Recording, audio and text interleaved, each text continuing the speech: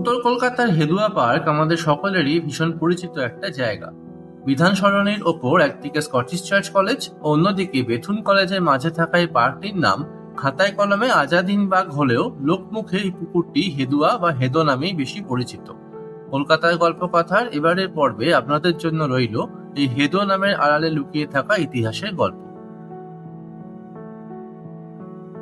ইংরেজরা যখন কলকাতা শহরকে তাদের রাজধানী হিসেবে সাজিয়ে তুলতে শুরু করে, তখন লন্ডনের আদলে তারা এই শহরের বিভিন্ন জায়গায় তৈরি করে অনেকগুলি পার্ক বা স্কোয়ার।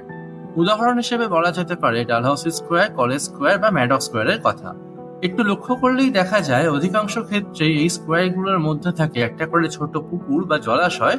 যেমন ডালহাউসি স্কোয়ারের মাঝে রয়েছে লাল দিঘি, কলেজ স্কোয়ারের মাঝে রয়েছে গোল দিঘি।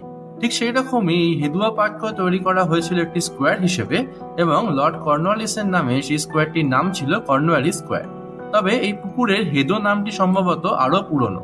একসময় এই পুকুরটি ব্যবহারের অভাবে নোংরা হয়ে গেলে সকলে এটিকে এঁদো পুকুর বলে ডাকতে শুরু করে। সেই এঁদো নাম থেকেই পরবর্তীকালে হেদো নামটি এসেছে বলে মনে করা হয়। আবার অন্য একটি মতে এই পুকুরে একসময় ঘোড়াদের চান করানো হতো। সেই থেকেই পুকুরটির নাম হয়ে যায় হয়দহ, আর সেখান থেকেই এসেছে হেদুয়া নামটি। শোনা যায় এই হেদুয়ার পুকুরের জল একসময় শিমুলিয়ায় স্বামী বিবেকানন্দের বাড়িতেও প্রতিদিন ব্যবহার করা হতো।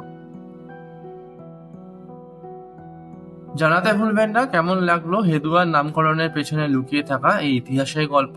আর পুরনো কলকাতার এরকমই আরো অনেক অজানা গল্প শুনতে অবশ্যই সঙ্গে থাকুন কলকাতার গল্প কথা চ্যানেলে। ধন্যবাদ।